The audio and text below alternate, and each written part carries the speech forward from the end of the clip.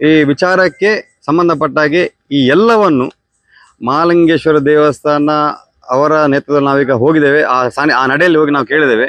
ಇದಕ್ಕೆ ಶಿಕ್ಷೆ ಆಗಲಿ ಪರಿಹಾರ ಆಗಲಿ ಅವನೇ ಕೊಡ್ತಾನಂತ ಹೇಳುವಂತ ಒಂದು ಮಾತನ್ನು ನಾನೀಗ ದೃಢವಾಗಿ ಹೇಳ್ತಿದ್ದೇನೆ. ಅದು ಹಾಗೆ ಆಗ್ತದೆ.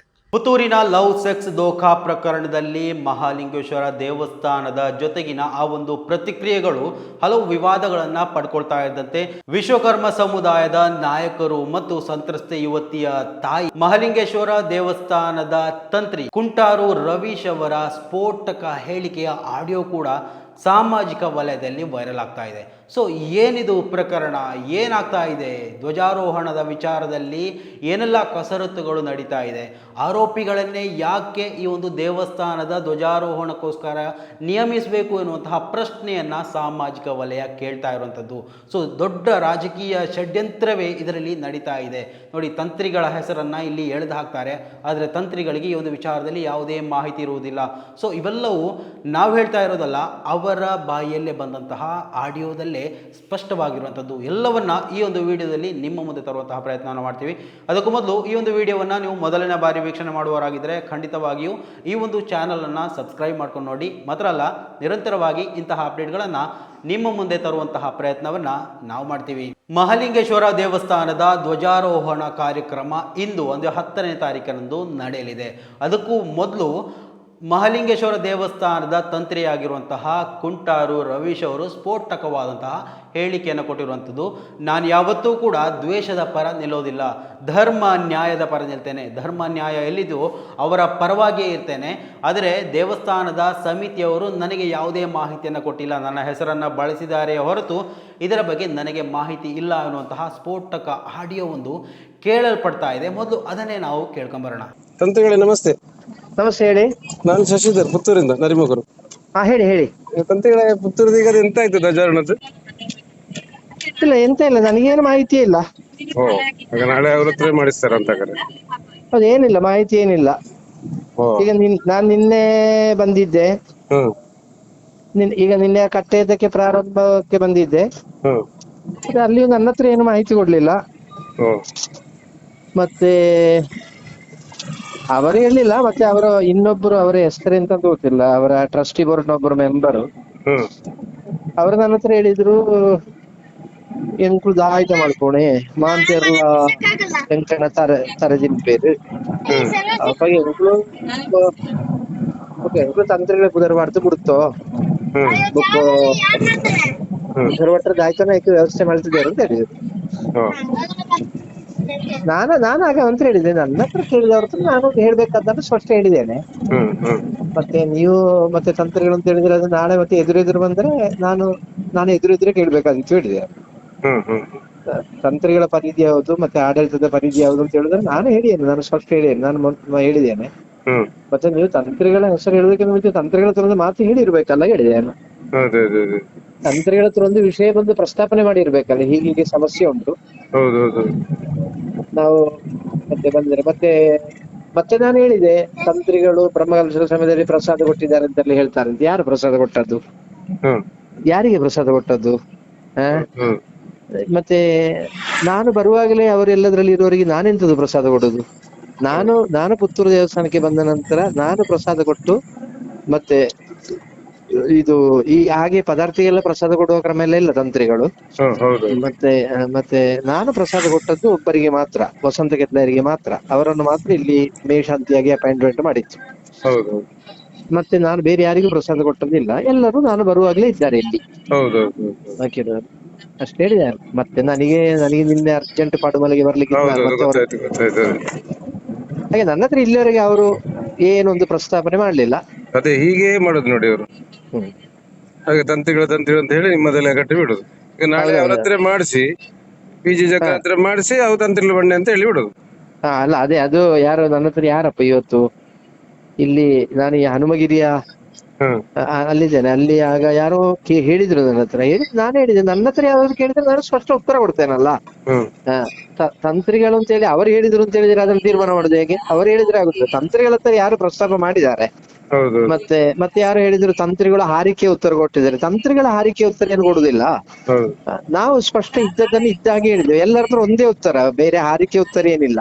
ಹೌದು ನಮಗೆ ಜಾರಿಸಬೇಕಾದ ಅಗತ್ಯವಿಲ್ಲ. ನಾವು ಮತ್ತೆ ಧರ್ಮ ನ್ಯಾಯದಲ್ಲಿ ಯಾರೊಟ್ಟಿಗೆ ಮತ್ತೆ ನಾನು ಯಾರೊಟ್ಟಿಗೆ ನಿಲ್ಲಿಕ್ಕೂ ತಯಾರಿಲ್ಲ, ಯಾರನ್ನು ವಿರೋಧಿಸಲಿಕ್ಕೂ ತಯಾರಿಲ್ಲ. ಈಗ ನನ್ನ ಪರಮ ಶತ್ರು ಆಗಿದ್ರು ಕೂಡ ಅವನ ಭಾಗದಲ್ಲಿ ನ್ಯಾಯ ಉಂಟು ಅಂತಾರೆ, ನಾನು ಅವನೊಟ್ಟಿಗೆ ನಿಲ್ಲುವಾಗ ಇದ್ರಲ್ಲಿ ನಾನೇನು ಮಾತಾಡ್ಲಿಕ್ಕಿಲ್ಲ. ಮತ್ತೆ ನನ್ನ ಹತ್ರ ಕೇಳಿದ್ರೆ ನಾನು ಹೇಳ್ತೇನೆ, ಅವರೀಗ ತಂತ್ರಗಳು ಹೇಳಿದ್ದಾರೆ ಅಂತ ಹೇಳಿದ್ರೆ ಯಾವಾಗ ತಂತ್ರಗಳು ಹೇಳಿದ್ದು ಅಂತ ಹೇಳ್ತೇನೆ ನಾನು. ಈಗ ಅವರು ಹೇಳಿದ್ದಾರೆ ಅಂತ ನೀವು ಹೇಳಿದ್ರೆ ನಾನು ಹೇಗೆ ಮಾತಾಡೋದು ಹೇಳಿದೆ. ಅದು ಮತ್ತೆ ಅವರು ಮೀಡಿಯಾದವ್ರ ಹತ್ರ ಉತ್ತರ ಕೊಟ್ಟದ್ದಲ್ಲ ನನಗೆ. ನನ್ನ ಹತ್ರ ಅವರು ಒಂದು ವಿಷಯ ಪ್ರಸ್ತಾಪನೆ ಮಾಡುವಾಗ ಆ ಪ್ರಸ್ತಾಪನೆಗೆ ನಾನು ಎದುರು ಉತ್ತರ ಏನು ಕೊಟ್ಟಿದ್ದೇನೆ ಅದಲ್ಲೂ ಅಧಿಕೃತ. ಹಾಗೆ ನಾಳೆ ಹಾಗಾದ್ರೆ ನೀವು ಬರ್ತಾ ಇದ್ದೀರಾ ನಾಳೆ? ನಾ ಬರ್ತೇನೆಪ್ಪ, ನಾ ಬರ್ತೇನೆ. ಧ್ವಜಾರೋಹಣಕ್ಕೆ ಬರ್ಲೇಬೇಕಾ? ಹೌದೌದು ಇಂತೆಲ್ಲ ಮಾಡ್ತಾರೆ ನಾಳೆ. ಆಯ್ತು. ನಮಸ್ತೆ ನಮಸ್ತೆ. ಇದು ಪುತ್ತೂರಿನ ದೇವಸ್ಥಾನದ ತಂತ್ರಿ ಮಾತಾಡಿರುವಂತಹ ಆಡಿಯೋ. ಈ ಒಂದು ಆಡಿಯೋದಲ್ಲಿ ಸ್ಪಷ್ಟವಾಗಿ ಅವರು ಹೇಳ್ತಾರೆ, ಇದರ ಬಗ್ಗೆ ಯಾವುದೇ ಮಾಹಿತಿ ನನಗಿಲ್ಲ, ನನ್ನ ಹೆಸರನ್ನು ಬಳಸಿ ಆಗಿದೆ, ಆದರೆ ಇದರ ಬಗ್ಗೆ ಯಾವುದೇ ಮಾಹಿತಿಯನ್ನು ನನ್ನಲ್ಲಿ ಕೇಳಿಲ್ಲ ಅನ್ನುವಂತಹ ಒಂದು ಮಾಹಿತಿ. ಸೊ ಅದರಡಿಯಲ್ಲೇ ನೆನ್ನೆ ದಿವಸ ದೇವಸ್ಥಾನಕ್ಕೆ ಒಂದು ಪೂಜೆಗಳನ್ನು ಮಾಡಿ ಹೋದಂತಹ ಸಂತ್ರಸ್ತೆ ಕುಟುಂಬ ಮತ್ತು ವಿಶ್ವಕರ್ಮ ಸಮುದಾಯದ ನಾಯಕರುಗಳು ಈ ಒಂದು ವಿಚಾರದಲ್ಲಿ ವಿಡಿಯೋವನ್ನು ಹರಿಯಬಿಟ್ಟಿದ್ದಾರೆ. ಸೊ ಅದನ್ನು ಗಮನಿಸಬರೋಣ. ವಿಶ್ವಕರ್ಮ ಯುವಮೇಳದಿಂದ ನಾವು ಮೊನ್ನೆ ಪತ್ರಿಕಾಗೋಷ್ಠಿಯಲ್ಲಿ ಒಂದು ಮಾಹಿತಿ ಕೊಟ್ಟಿರ್ತೇವೆ. ನಮ್ಮ ಸಮಾಜದ ಒಂದು ಮಹಿಳೆಗೆ ಆದಂಥ ಅನ್ಯಾಯಕ್ಕೆ ನಾವು ಅದಕ್ಕೆ ಬೇಕಿದ್ದಂಥ ಒಂದು ಪೊಲೀಸ್ ಸ್ಟೇಷನಲ್ಲಿ ಒಂದೊಬ್ಬರು JP ಜಗನ್ನಿವಾಸರಾವ್ ಅವರು ಒಂದು ವಚನ ಕೊಟ್ಟಿರ್ತಾರೆ. ಅದು ವಚನ ಭ್ರಷ್ಟರಾಗಿದ್ದಾರೆ ಅಂತ ಹೇಳಿಕೊಂಡು ನಾವು ಹಿಂದಿನ ಒಂದು ಪತ್ರಿಕಾಗೋಷ್ಠಿಯಲ್ಲಿ ನಾವು ಕೊಟ್ಟಿರ್ತೇವೆ. ಮತ್ತು ಆ ಪತ್ರಿಕಾಗೋಷ್ಠಿಯಲ್ಲಿ ನಾವು ಕೊಟ್ಟಿರುವ ಹಾಗೆ ನಾವು ಇದನ್ನು ಕಾನೂನಾತ್ಮಕವಾಗಿ ಹೋಗ್ತಾ ಇದೆ. ಆದರೆ ಅದಕ್ಕೆ ನಾವೊಂದು ಈ ಕ್ಷೇತ್ರದ ಇಲ್ಲಿರುವಂತಹ ಸೀಮೆಯ ಮಹಾಲಿಂಗೇಶ್ವರ ದೇವಸ್ಥಾನದಲ್ಲಿ ನಾವು ದೇವಸ್ಥಾನಕ್ಕೆ ಹೋಗಿ ಪ್ರಾರ್ಥನೆ ಸಲ್ಲಿಸ್ತೇವೆ ಅಂತ ಒಂದು ಮಾಹಿತಿಯನ್ನು ನಾವು ಕೊಟ್ಟಿರ್ತೇವೆ. ಆದರೆ ಇದೊಂದು ಜಾಲತಾಣದಲ್ಲಿ ಯಾವ ರೀತಿ ಪ್ರಚಾರ ಆಗಿರುತ್ತೆ ಅಂದರೆ, ನಾವು ಪ್ರತಿಭಟನೆ ಮಾಡ್ತೇವೆ ಅಂತ ಒಂದು ಗಾಳಿ ಸುದ್ದಿಯನ್ನು ಹಬ್ಬಿಸಿಕೊಂಡು ನಮ್ಮ ಸಮುದಾಯಕ್ಕೂ ಕೂಡ ಅವರು ಕೆಲವೊಂದು ಯಾವುದೊಂದು ನನಗೆ ಇವತ್ತು ಮಾಹಿತಿ ಬಂತು, ಮಹಾಲಿಂಗೇಶ್ವರ ಸಂರಕ್ಷಣಾ ಸಮಿತಿ ಅಂತ ಅವರೊಂದು ನಿನ್ನೆ ಒಂದು ಪತ್ರಿಕಾಗೋಷ್ಠಿಯಲ್ಲಿ ಮತ್ತೆ ಪ್ರಕಟಣೆ ಕೊಟ್ಟಿರ್ತಾರೆ. ಅಂದರೆ ನಾವು ಅವರು ಪ್ರತಿಭಟನೆ ಮಾಡ್ತಾ ಇದ್ದಾರೆ, ಮತ್ತೆ ಅವರನ್ನು ದೇವಸ್ಥಾನದ ದಬ್ಬುತ್ತೇವೆ ಅಂತ ಒಂದು ಮಾಹಿತಿಗೆಲ್ಲ ಬರ್ತಾ ಉಂಟು. ಆದರೆ ಇದು ನಾವು ಖಂಡಿಸ್ತೇವೆ. ಯಾಕೆಂತೇಳಿದ್ರೆ ಇದೊಂದು ನಾವು ಹೇಳಿದಂಥ ಮಾತು ಬೇರೆ, ಅದರಲ್ಲಿ ಪ್ರಚಾರ ಆಗಿರುವಂಥದ್ದು ಬೇರೆ. ಯಾಕಂದ್ರೆ ನಾವಿಲ್ಲಿ ಈ ಕ್ಷೇತ್ರದಲ್ಲಿರುವಂಥ ಸಂಬಂಧಪಟ್ಟಗಳು ಕೂಡ ಎಲ್ಲರಿರ್ತಾರೆ. ಆದರೆ ನಾವು ಇಲ್ಲಿ ಕ್ಷೇತ್ರದಲ್ಲಿರುವಂಥ ಒಂದು ದೇವರಲ್ಲಿ ನಾವು ಕೂಡ ಒಂದು ವಿಶ್ವ ಬ್ರಾಹ್ಮಣ ಸಮಾಜಕ್ಕೆ ಸೇರಿರುವಂಥವ್ರು, ನಾವು ಕೂಡ ಜನಿವಾರ ಹಾಕಿರುವಂಥವು, ನಾವು ದಿನನಿತ್ಯ ಪೂಜೆ ಮಾಡ್ತೇವೆ, ಮಡಿಯಲ್ಲಿ ಪೂಜೆಗಳನ್ನು ಮಾಡ್ತೇವೆ. ಆ ಒಂದು ಕ್ರಮ, ಆ ಧರ್ಮಕ್ಕೆ ನಾವು ಸೇರಿರುವಾಗ ನಮಗೆ ಅದರ ಧಾರ್ಮಿಕವಾಗಿ ಚಿಂತನೆಗಳು ನಮಗೆ ಕೂಡ ಇದೆ. ಆಗಿರೋ ಒಂದು ದೇವರಲ್ಲಿ ನಾವು ಪ್ರತಿಭಟನೆ ಮಾಡುವಂಥ ದೊಡ್ಡ ವ್ಯಕ್ತಿಗಳು ನಾವಲ್ಲ. ನಾವು ಹೊರಗಡೆ ಪ್ರತಿಭಟನೆ ಮಾಡ್ಬೋದು, ಕಾನೂನಾತ್ಮಕವಾಗಿ ಕೇಳ್ಬೋದು. ಆ ದೇವರಲ್ಲಿ ಕೇಳುವಂಥ ಒಂದು ತಾಯಿ ಮಗುವ ಪ್ರೀತಿ ಹೇಗಿದೆ, ಆ ಬಾಂಧವ್ಯ ನಮಗೆ ಮತ್ತೆ ದೇವರಿಗೆ ಇರುವಂಥದ್ದು. ಆಗಿರೋ ನಾವು ಕ್ಷೇತ್ರಕ್ಕೆ ಹೋಗಿದ್ದೇವೆ. ಇವತ್ತು ನಾವು ಕೊಟ್ಟ ಮಾತಿನಂತೆ ಪತ್ರಿಕಾಗೋಷ್ಠಿಯಲ್ಲಿ ನಾವು ಹೇಳುವಂಥ ನಮ್ಮ ಈ ಹೆಣ್ಣು ಮಗಳಾದಂಥ ಅನ್ಯಾಯಕ್ಕೆ ನಾವು ದೇವರಲ್ಲಿ, ಸಮಾಜದ ಪರವಾಗಿ ನಾವು ದೇವರಲ್ಲಿ ಪ್ರಾರ್ಥನೆ ಮಾಡ್ತೇವೆ. ಆ ವಚನ ಭ್ರಷ್ಟರಾದಂಥ ವ್ಯಕ್ತಿಗಳ ಬಗ್ಗೆ ತುಂಬಾ ಹಲವು ಯೋಜನೆಗಳು ನಮ್ಮ ಮೊನ್ನೆ ಅಷ್ಟೇ ಒಬ್ರು ಮಾಹಿತಿ ಕೊಟ್ಟರು. ಅವರ ದಾಖಲಾತಿಗಳನ್ನು ಕೆಲವೊಂದೆಲ್ಲ ಮೀಡಿಯಾದಲ್ಲಿ ಹರಿಬಿಟ್ಟಿದ್ದಾರೆ. ಜಗನ್ನಿವಾಸರಾವ್ ಏನು ಅಂತ ಅಂದ್ಬಿಟ್ಟಿದೆ. ಅದು ಆ ವಿಚಾರ ನಮಗೆ ಬೇಡ. ಆದರೆ ಆ ವಚನವನ್ನು ಭ್ರಷ್ಟರಾಗಿರುವಂಥ ವಿಚಾರಕ್ಕೆ ನಾವು ಕ್ಷೇತ್ರದ ಅಧ್ಯಕ್ಷರುಗಳು ಹಿಂದೆ ಮನವಿ ಕೊಟ್ಟಿರ್ತೇವೆ. ಅದು ಇಲ್ಲಿಯವರೆಗೆ ನಮ್ಗೆ ಯಾವುದೊಂದು ಆ ಮನವಿಗೆ ಏನು ಪ್ರತಿಕ್ರಿಯೆ ಬಂದಿರೋದಿಲ್ಲ. ಆದರೆ ಅವರು ಕೆಲವೊಂದು ಪ್ರಕಟಣೆಗಳು ಮಾಡ್ತಿದ್ದಾರೆ, ಅವರು ಹಾಗೆ ಮಾಡಿದ್ರು ಹೀಗೆ ಮಾತ್ರ. ನಾವು ಯಾವುದೇ ಒಂದು ನಾವು ದೇವಸ್ಥಾನಕ್ಕೆ ತುಚ್ಚಿ ಬರುವಂಥ ವಿಚಾರಗಳನ್ನು ನಾವು ಇಲ್ಲಿವರೆಗೆ ಮಾಡಲಿಲ್ಲ, ಮುಂದೆ ಕೂಡ ಮಾಡುವುದಿಲ್ಲ. ನಮ್ಮ ಸಮಾಜದವರು ನಾವು ಹಿಂದಿನಿಂದ ಇಲ್ಲಿ ಕೂಡ ಎಲ್ಲ ಕ್ಷೇತ್ರದಲ್ಲಿ ಸೇವೆ ಸಲ್ಲಿಸಿದ್ದೇ ಹೊರತು ಯಾವುದೊಂದು ತುಚ್ಚಿ ಬರೋದ ವಿಷಯ ಮಾಡ್ತಿರ್ಲಿಲ್ಲ. ಹಾಗಾಗಿ ನಾವು ಒಂದೇ ವಿಚಾರ ಹೇಳುವಂಥದ್ದು, ನಾವು ಇಂದು ಬೆಳಿಗ್ಗೆ 9:30 10 ಗಂಟೆಗೆ ದೇವಸ್ಥಾನದಲ್ಲಿ ಹೋದೆವು, ದೇವರಲ್ಲಿ ಪ್ರಾರ್ಥನೆ ಮಾಡಿದೆವು.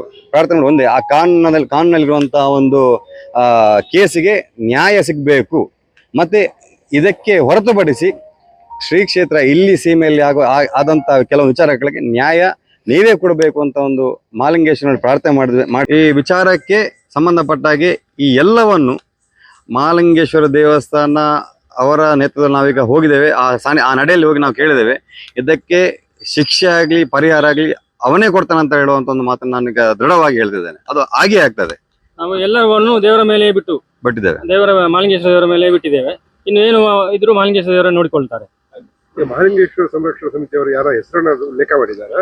ಅಲ್ಲ ಉಲ್ಲೇಖ ಮಾಡಲಿಲ್ಲ. ನಮ್ಗೆ ಅಂದ್ರೆ ಪ್ರಕಟಣೆಯಲ್ಲಿ ಬಂತು ಪ್ರೆಸ್ ಮೀಟ್ ಅಲ್ಲಿ ಯಾರ್ಯಾರು ಕೂತಿದ್ದಾರೆ ಅವರನ್ನು ತಕ್ಷಣ ಹೊರದಬ್ಬಬೇಕು ಅಂತ ಹೇಳಿ ಹೇಳಿದ್ದಾರೆ. ಅಂದ್ರೆ ಒಂಥರ ಏನ್ ಹೇಳ್ತಾರೆ ಅದಕ್ಕೆ ಒಂದು ಗೂಂಡಾಗಿರಿ ತರ ಮಾಡಿದ್ದಾರೆ ಅವರು. ಗೂಂಡಾಗಿರಿ ತರ ಆ ತರ ಹೇಳಿಕೆಗಳನ್ನು ಕೊಟ್ಟಿದ್ದಾರೆ ಅವರು. ನಮಗೆ ಅದರ ಅವಶ್ಯಕತೆ ಇಲ್ಲ.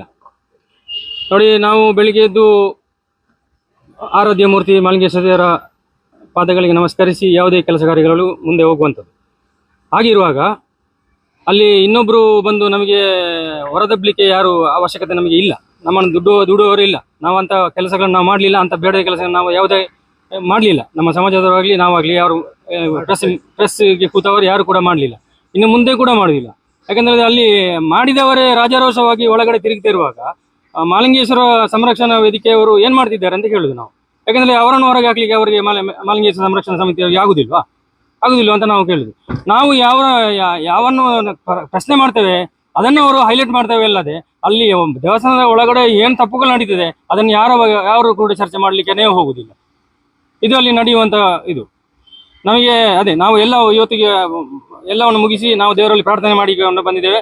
ಎಲ್ಲವನ್ನು ಮಾಲಿಂಗೇಶ್ವರ ದೇವರು ನೋಡ್ಕೊಳ್ತಾರೆ. ಮುಂದಕ್ಕೆ ನಾವು ನಮ್ಮ ಕಾನೂನು ರೀತಿ ಏನು ಹೊರಟ ಇದೆ ಅದನ್ನು ಖಂಡಿತವಾಗಿ ಮಾಡ್ತೇವೆ. ಇನ್ನು ಸಂತ್ರಸ್ತೆ ಯುವತಿಯ ತಾಯಿ ಕೋಡಿಮರದ ಅಡಿಯಲ್ಲಿ ಪ್ರತಿಭಟನೆ ಮಾಡ್ತೇನೆ ಅಂತ ಹೇಳಿದ ವಿಚಾರದಲ್ಲಿ ದೊಡ್ಡ ವಿವಾದ ಸೃಷ್ಟಿಯಾಗಿತ್ತು. ಅದಕ್ಕೂ ಕೂಡ ಇವಾಗ ತೆರೆ ಬಿದ್ದಿರುವಂಥದ್ದು. ಸಂತ್ರಸ್ತೆ ತಾಯಿಯೇ ಹೇಳಿರುವಂಥದ್ದು. ದೇವಸ್ಥಾನ ಸಮಿತಿಯ ಅಧ್ಯಕ್ಷ ಈಶ್ವರ ಭಟ್ ಪಂಜಿಗುಡ್ಡೆ ಅವರೇ ಈ ಒಂದು ಮಾತನ್ನು ತಿರುಚಿರುವಂಥದ್ದು. ನಾನು ಯಾವತ್ತೂ ಹೇಳಿಲ್ಲ, ನ್ಯಾಯಯುತವಾಗಿ ನ್ಯಾಯ ಕೇಳ್ತೇವೆ ಅಂತ ಹೇಳಿದ್ದೇನೆ ಹೊರತು ಪ್ರತಿಭಟನೆ ಮಾಡ್ತೇನೆ ಅಂತ ಹೇಳಿಲ್ಲ. ಆದರೆ ಈಶ್ವರ ಭಟ್ ಪಂಜಿಗುಡ್ಡೆ ಅವರು ಅದನ್ನು ಪ್ರತಿಭಟನೆ ಅಂತ ನನ್ನ ಮಾತನ್ನು ತಿರುಚಿದ್ದಾರೆ ಅನ್ನುವಂತಹ ಗಂಭೀರ ಆರೋಪವನ್ನು ಮಾಡಿದರು. ಸೊ ಆ ಒಂದು ವಿಡಿಯೋವನ್ನು ಕೂಡ ಗಮನಿಸ್ತಾ ಹೋಗೋಣ. ಫಸ್ಟ್ ಈಗ ಪ್ರತಿಭಟನೆ ನಾನು ಇದರಲ್ಲಿ ಪತ್ರಿಕಾಗೋಷ್ಠಿಯಲ್ಲಿ ಹೇಳಿರುವುದನ್ನು ಫಸ್ಟ್ ಅವ್ರು ನೋಡ್ಲಿ, ಮತ್ತೆ ಪ್ರತಿಭಟನೆ ಅಂತ ನಾನು ಹೇಳಿರೋದೇನೆಂದ್ರೆ, ನಾನು ಆಲ್ರೆಡಿ ಎಲ್ಲ ಕಡೆ ನ್ಯಾಯ ಕೇಳಿದ್ದೇನೆ. ಮನುಷ್ಯ ದೇವರುಗಳ ಹತ್ರ ಎಲ್ಲ ನಾನು ನ್ಯಾಯ ಕೇಳಿ ಆಗಿದೆ. ಕಾನೂನು ಮುಖಾಂತರ ನಡೀತಾ ಇದೆ.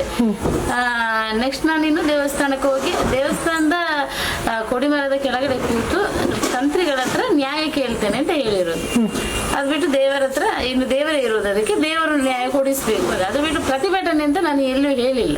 ಪ್ರತಿಭಟನೆ ಅಂತ ಅವರು ನೆನೆಸಿದ್ದು ಪ್ರತಿಭಟನೆ, ನಾನು ಪ್ರತಿಭಟನೆ ಹೇಳಲಿಲ್ಲ. ಹಾಗೆ ನಾವು ಇವತ್ತು ಹೋಗಿದ್ದೇವೆ ಆ ಲೆಕ್ಕದ. ಯಾಕಂದ್ರೆ ನನ್ನ ಪತ್ರಿಕಾಗೋಷ್ಠಿ ಆದ ನಂತರ ತುಂಬಾ ಮಂದಿ ಇದು ಕೊಟ್ಟಿದ್ದಾರೆ. ಅದು ಆ ಲೆಕ್ಕದಲ್ಲಿ ನೋಡಿದ್ರೆ ನನಗೆ ಅಂದ್ರೆ ತುಂಬಾನೇ ಖುಷಿಯಾಗಿದೆ. ಯಾಕೆಂದ್ರೆ ಕೆಲವರೆಲ್ಲ ಅದರ ಮುಖಾಂತರ ಮಾತಾಡಿದ್ದಾರೆ. ಅದರಂತ ಯಾರು ಭಟ್ರುಗಳವರೆಲ್ಲ ಕೊಟ್ಟಿದ್ದಾರೆ. ಇದರಲ್ಲಿ ನೋಡಿದ ಲೆಕ್ಕದಲ್ಲಿ ಜಗನ್ನಿವಾಸರ ಬಗ್ಗೆ ಏನು ಹೇಳಬೇಕು, ನಾನು ಜಗನ್ನಿವಾಸರ ಹತ್ರ ಅವರ ಹತ್ರ ಏನು ಹೇಳಿದ್ರು, ಜಗನ್ನಿವಾಸರವು ನನ್ನ ಮಗಳಿಗೆ ಅನ್ಯಾಯ ಮಾಡಿದ್ದಾರೆ. ಅಂದ್ರೆ ಮದುವೆ ಮಾಡ್ತೇವೆ ಅಂತ ಹೇಳಿ ವಚನ ಪ್ರಶ್ನೆ ಮಾಡಿದ್ದಾರೆ ಅವರು. ಯಾಕಂದ್ರೆ ನಮ್ಮ ಹತ್ರ ಹೇಳಿದ್ದಾರೆ ಮದುವೆ ಮಾಡಿ ಕೊಡ್ತೇನೆ ಅಂತ ಹೇಳಿ, ಇಷ್ಟವರೆಗೆ ಮದುವೆ ಮಾಡಿ ಕೊಟ್ಟಿಲ್ಲ. ಅದಕ್ಕೋಸ್ಕರ ಅವರ ದೇವಸ್ಥಾನದಲ್ಲಿ ದೇವರ ಇದು ಮಾಡಬಾರ್ದು, ನನ್ನ ಮಗಳಿಗೆ ನ್ಯಾಯ ಸಿಗುವವರೆಗೆ ಮಾಡಬಾರ್ದು ಅಂತ ನಾನು ಹೇಳಿರೋದು. ಅದರ ನಂತರ ಅವರದ್ರಲ್ಲಿ ಕಮಿಟಿಗಳೆಲ್ಲ ಇದು ಕೊಟ್ಟಿದೆ. ಹಾಗೆ ಇವತ್ತು ನಾವು ಹೋಗಿ ನಾವು ಕೈ ಮುಗ್ದು ಬಂದಿದ್ದೇವೆ. ನಾವು ಏನ್ ಮಾಡಬೇಕಿತ್ತು ಅದನ್ನ ಮಾಡಿದ್ದೇವೆ. ಅಂದ್ರೆ ಕೊಡಿಮರದ ಕೆಳಗಡೆ ಕೂತ್ಕೊಳ್ಳೋದು ಒಳ್ಳೇದಲ್ಲ, ಅದು ಹಾಗೆ ತರ ನಮಗೆ ತುಂಬಾ ಇದು ಬಂದಿದೆ. ಓಕೆ, ನಮ್ಮಿಂದ ದೇವಸ್ಥಾನಕ್ಕೆ ಇದಾಗಬಾರ್ದು, ಏನು ಇದು ಜಾತ್ರೆ ಇದಕ್ಕೆ ಯಾವುದು ಇದಾಗಬಾರ್ದು ಅಂತ ಹೇಳೋದಕ್ಕೋಸ್ಕರ ನಾನು ಇವತ್ತು ಕುತ್ಕೊಂಡಿಲ್ಲ, ಅಲ್ಲಿ ಹೋಗಿ ಕೈ ಮುಗ್ದು ಬಂದಿದ್ದೇನೆ. ಯಾರೇ ಅದಕ್ಕೆ ಬಾಗ್ಲೇಬೇಕಲ್ವಾ? ಕಾನೂನು ಮುಖಾಂತರ ಸಿಗುತ್ತೆ ನ್ಯಾಯ, ಸಿಗುದಿಲ್ಲ ಅಂತ ನಾವಂದ್ರೆ ಕಾನೂನು ಅಂದ್ರೆ ಯಾವ ರೀತಿ ಅಂದ್ರೆ ಮದುವೆ ಇದರಲ್ಲಿ ನಮಗೆ ತೋರಿಸಿಕೊಡ್ಲಿ ಅಂತ ನಾವು ಕೇಳ್ತಿರೋದು. ಎಲ್ಲರೂ ಮದುವೆ ಮಾಡಿಸಿ ಕೊಡಿ ಅಂತ ನಾವು ಕಾನೂನಲ್ಲಿ ಅವನು ಮದುವೆ ಇಷ್ಟ ಇಲ್ಲ ಅಂತ ಹೇಳಿದ್ರೆ ಅಂತ ಅವಕಾಶಗಳಿಲ್ಲ. ಅವಕಾಶಗಳು ಇದೆ ಇಲ್ವಾ ಅದು ನನಗೆ ಗೊತ್ತಿಲ್ಲ. ನನ್ನ ಪ್ರಕಾರ ಅದರಲ್ಲಿ ಅವಕಾಶಗಳು ಇಲ್ಲ. ಇಲ್ಲಿವರ ಹತ್ರ ಕೇಳಿದಂತ ಮದುವೆ ಮಾಡಿಸಿ ಕೊಡಿ, ನಮ್ಗೆ ಅಷ್ಟೇ ಬೇಕಾದದ್ದು ಮದುವೆ ಮಾಡಿ ಕೊಡಿ ಅಂತ. ಯಾರು ಪ್ರಯತ್ನಗಳಾಗಿದೆ, ಇವರು ಯಾವ್ದಕ್ಕೂ ಒಪ್ಪುತ್ತಾ ಇಲ್ಲ. ಇನ್ನೇನ್ ಮಾಡೋದು, ದೇವರ ಮರನೇ ಹೋಗ್ಬೇಕಷ್ಟೇ. ನಾವು ದೇವರೇ ನಮಗೆ ಇನ್ನು ದಾರಿ ತೋರಿಸ್ಬೇಕಷ್ಟೇ. ಅವರೇ ಮಾಲಿಂಗೇಶ್ವರನೇ ಇನ್ನು ಕಣ್ಣು ತೆರಿಬೇಕಷ್ಟೇ. ಮಾತುಕತೆಯಲ್ಲಿ ಮದುವೆಗೆ ಬರ್ತವೆ ಅಂತ ಹೇಳ್ತಾರೆ, ಆದ್ರೆ ಅಂತ ಅವರ ಕೆಲವು ಬೇಡಿಕೆಗಳೆಲ್ಲ ಅದು ಅದು ನಮಗೆ ಬೇಡ. ಅಂದ್ರೆ ಬೇಡಿಕೆಗಳೆಲ್ಲ ಅಂದ್ರೆ ಪಟ್ರಾಸ್ ಅವರು ಮದುವೆ ಆಗ್ತಾರೆ, ನಾವು ಕೇಸ್ ವಾಪಸ್ ತಗೊಳ್ತೇವೆ, ಮತ್ತೆ ಡೈವರ್ಸ್ ಕೊಡ್ತೇವೆ. ಇಂಥ ಇದೆಲ್ಲ ಮಾಡುದಾದ್ರೆ ಅಂತ ಅವಕಾಶನೇ ಬೇಡ ನಮಗೆ. ಯಾಕೆ ಮದುವೆಯಾಗಿ ಡೈವರ್ಸ್ ಕೊಡುದಾದ್ರೆ ಯಾವ ಇದಕ್ಕೆ ಮದುವೆ ಆಗುದವರು ಅಲ್ವಾ? ಈಗ ಮದುವೆ ಫಸ್ಟ್ ಆಗ್ಲಿ, ಡೈವರ್ಸ್ ಇದು ಮತ್ತೆ ಅವರು ಸಂಸಾರ ಮಾಡ್ಬೇಕು, ನೆಕ್ಸ್ಟ್ ಅವ್ರಿಗೆ ಆಗುದಿಲ್ಲ ಅಂದ್ಮೇಲೆ ಅವನು ಅದಕ್ಕೆ ಇದು ಕೊಡ್ಬೇಕು. ಇದು ಮದುವೆ ಮುಂಚೆನೆ ಮಾತುಕಂತ ಹೇಳಿದ್ರೆ ಮದುವೆ ಯಾವ ಇದಕ್ಕೆ ಆಗುದು? ಯಾಕಂದ್ರೆ ಅವರು ಅದೊಂದು ಕೇಸಿಂದ ಜಾರ್ಲಿಗೋಸ್ಕರ ಮದುವೆ ಆಗ್ತಿರು. ದೇವಸ್ಥಾನ ನಾನು ಹೇಳಿರೋದಂದ್ರೆ ದೇವಸ್ಥಾನದಲ್ಲಿ ನ್ಯಾಯ ಕೇಳ್ತೇನೆ, ಎಲ್ಲರ ಹತ್ರ ನ್ಯಾಯ ಕೇಳಿ ಆಗಿದೆ. ಇನ್ನು ನಾನು ದೇವಸ್ಥಾನದಲ್ಲಿ ತಂತ್ರಿಗಳ ಹತ್ರ ಅಲ್ಲಿ ಕೂತು ನಾನು ನ್ಯಾಯ ಕೇಳ್ತೇನೆ ಅಂತ ಹೇಳಿರೋದು ಹೊರತು ಪ್ರತಿಭಟನೆ ಅಂತ ನಾನು ಎಲ್ಲಿ ಹೇಳಿಲ್ಲ. ಈ ಪ್ರತಿಭಟನೆ ಅಂತ ಹಬ್ಬಿಸಿರೋದು ಈಶ್ವರ್ ಭಟ್ ಅವರು ಹೇಳೋದು ಇದು ಪ್ರತಿಭಟನೆ ಅಲ್ಲ. ಪ್ರತಿಭಟನೆ ಅಂತ ನಾನು ಎಲ್ಲಿ ಹೇಳಿಲ್ಲ. ನಾನು ದೇವಸ್ಥಾನದಲ್ಲಿ ಕೈ ಮುಗಿತೇನೆ ಅಂತ ಹೇಳಿರೋದು ಅಷ್ಟೇ. ಪ್ರತಿಭಟನೆ ಮಾಡ್ಲಿಕ್ಕೆ ಅಂತ ಸಂಸ್ಕಾರ ಇಲ್ಲದ ಮನೆಯಿಂದ ಬಂದವಳಲ್ಲ ನಾನು. ಸಂಸ್ಕಾರ ಇದ್ದ ಮನೆಯಿಂದಾನೇ ಬಂದಿರೋದು ನಾನು. ನನಗೆ ದೇವಸ್ಥಾನದಲ್ಲಿ ಯಾವ ರೀತಿ ನನಗೆ ಇದು ಮಾಡ್ಬೇಕು ಅಂತ ನನಗೆ ಗೊತ್ತುಂಟು. ಅಲ್ಲಿ ಮಾಡಬಾರ್ದು ಅಂತ ನನಗೆ ಗೊತ್ತುಂಟು. ನಾನು ಕೈ ಮುಗ್ದು ಬರ್ತೇನೆ, ನನಗೆ ನ್ಯಾಯ ದೇವರ ಹತ್ರ ನಾನು ಕೇಳ್ತೇನೆ ಅಂತ ಹೇಳಿರೋದು ಹೊರತು ಪಂಜಗುಡ್ಡೆ ಈಶ್ವರ ಭಟ್ ಹತ್ರ ನ್ಯಾಯ ಕೇಳ್ತೇನೆ ಅಂತ ನಾನು ಹೇಳಿಲ್ಲ. ನಾಮಕರಣ ಅಂದ್ರೆ ತಂದೆಗೆ ಹೆಸರು ಬರಲಿಲ್ಲ, ಅದು ಕೋರ್ಟ್ ಮುಖಾಂತರನೇ ಬರ್ಬೇಕಷ್ಟೇ. ಈಗ ನಾಮಕರಣ ವ್ಯವಸ್ಥೆ ಇನ್ನು ಮುಂದೆ ಮಾಡ್ಲಿಕ್ಕಿದೆ, ಮಾಡ್ತೇವೆ. ಸೊ ಇದಾಗಿತ್ತು ಪುತ್ತೂರು ಲವ್ ಸೆಕ್ಸ್ ದೋಖಾ ಪ್ರಕರಣ ಮತ್ತು ಮಹಾಲಿಂಗೇಶ್ವರ ಜಾತ್ರೋತ್ಸವ ಸಮಿತಿಯ ನಡುವಿದ್ದಂತಹ ಆ ಒಂದು ಸಂಘರ್ಷದ ಪೂರ್ಣವಾದಂತಹ ಒಂದು ನೋಟ ಅಂತ ಹೇಳ್ಬೋದು. ಯಾಕಂತ ಹೇಳಿದರೆ ಇದು ಜಾತ್ರೋತ್ಸವ ಸಮಿತಿಯ ವಿಚಾರದಲ್ಲಿ ಮಾತ್ರ, ಯಾವುದೇ ಕಾರಣಕ್ಕೂ ಇದು ಭಕ್ತಾದಿಗಳಿಗೆ ತೊಂದರೆ ಆಗುವಂತಹ ವಿಚಾರ ಖಂಡಿತ ಅಲ್ಲ, ಅಥವಾ ದೇವಸ್ಥಾನಕ್ಕೆ ಅಪವಿತ್ರ ಆಗುವಂತಹ ವಿಚಾರ ಅಲ್ಲ. ಆದರೆ ಇಲ್ಲಿ ಜಗನ್ನಿವಾಸ ರಾವ್ ಅವರನ್ನು ಧ್ವಜಾರೋಹಣ ಮಾಡಬಾರ್ದು ಅನ್ನುವಂತಹ ಹಲವು ಆಕ್ರೋಶದ ಮಾತುಗಳು ಕೇಳಿ ಬರ್ತಾ ಇರುವಂಥದ್ದು. ಆದರೂ ಕೂಡ ಯಾಕೆ ಜಗನ್ನಿವಾಸ ರಾವ್ ಅವರೇ ಬೇಕು ಎನ್ನುವಂತಹ ಪ್ರಶ್ನೆ ಉದ್ಭವ ಆಗಿರುತ್ತದೆ. ಇದಕ್ಕೆ ಈ ಒಂದು ದೇವಸ್ಥಾನದ ಸಮಿತಿಯವರೇ ಉತ್ತರ ಕೊಡಬೇಕಾಗಿದೆ. ಸ್ನೇಹಿತರೆ, ಯಾರೆಲ್ಲ ವೀಕ್ಷಣೆ ಮಾಡ್ತಾ ಇದ್ದೀರಾ, ನೀವು ಕೂಡ ನಿಮ್ಮ ಅಭಿಪ್ರಾಯಗಳನ್ನು ಕಮೆಂಟ್ ಮಾಡಿ. ಮುಂದಿನ ಮಾಹಿತಿಯೊಂದಿಗೆ ಮತ್ತೆ ಭೇಟಿಯಾಗೋಣ. ಅಲ್ಲಿವರೆಗೂ ನಮಸ್ಕಾರ.